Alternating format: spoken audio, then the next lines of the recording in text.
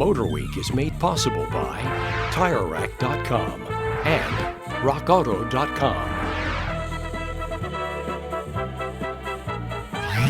In the car business today, the practice of marketing is often compared to making war. A new product becomes a flanking attack or frontal assault. As the American car warriors go, Ford Motor Company has shown the most bravery in holding their piece of the hill. In fact, they're feeling gutsy enough to devour extra territory.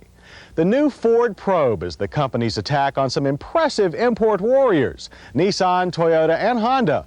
At the Automotive War College, they might call the Probe a frontal assault.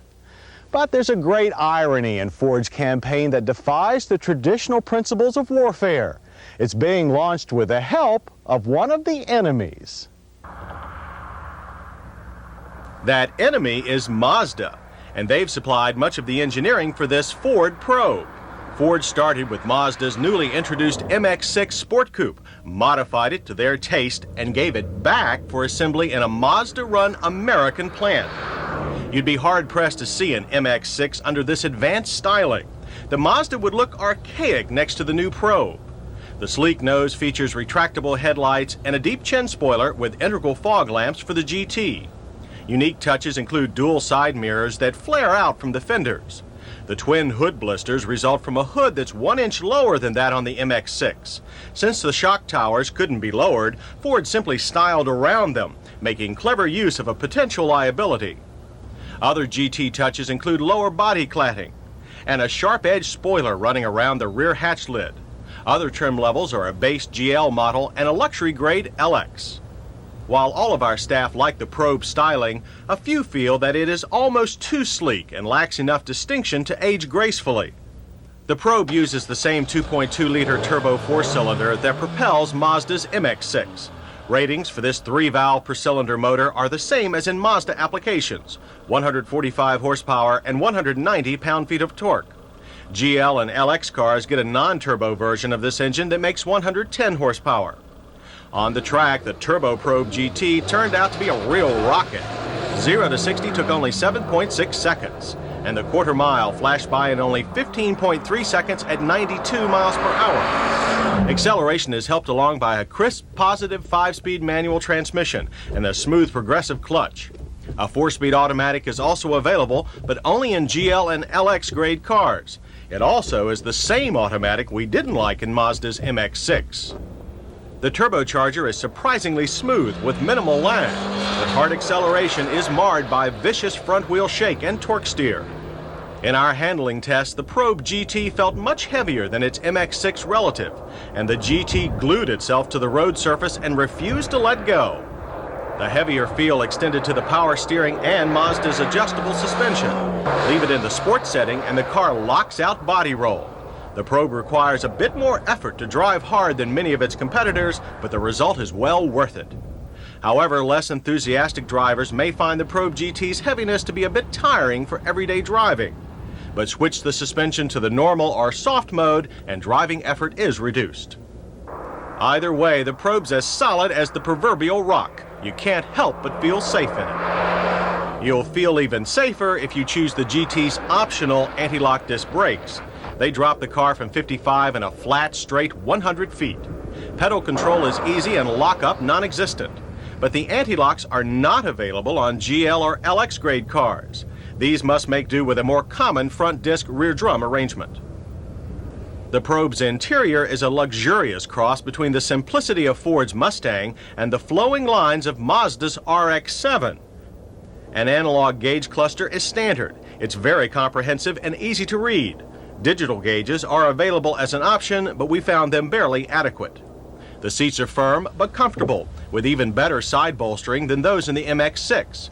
But there's almost too much lower back support. Tall drivers love the ample legroom, while shorter drivers said being too near the sloping windshield made them feel closed in. The dash is straightforward and logical, with the best touches of both Ford and Mazda. Like the RX-7, the tilting steering wheel takes the instrument pod along with it. It could use more up and down travel, but we all like the RX-7 style handlebar switches for turn signals and cruise control. Here's another unusual feature, a trip computer hidden behind a tilting door. Power window and door lock controls will look familiar to Ford lovers. So will the center pod's efficient and simple to use ventilation controls. The radio too is pure Ford, and our premium grade stereo cassette deck performed well. Wearers of long fingernails, however, were not amused with the small buttons. The rear seat is what we've come to expect in 2+2 coupes. Leg and headroom are tight for taller passengers, the price you pay for that low-flowing roofline. A split rear seat is standard on all Probes and allows easy access to the trunk. It can also be used to increase cargo space. The Probe's trunk is one of the deepest available, with plenty of luggage space, but the hatch design makes for unusually high liftover. The EPA rates the Probe GT's mileage at 21 city, 27 highway. Our mileage loop result was a healthy 26 miles per gallon. Interior sound levels also fared very well with a low noise meter reading of only 67 decibels. But here are the numbers everyone really wants to know. The Probe line starts with a base price of $10,459 for the basic GL grade car. The LX comes next with a base price of $11,443. A GT starts at $13,593, and our GT test car with options came to $16,274. Hits start with the Probe's sharp modern styling. It's followed by the superb acceleration, handling, and braking. We also like the plush efficient interior and huge trunk.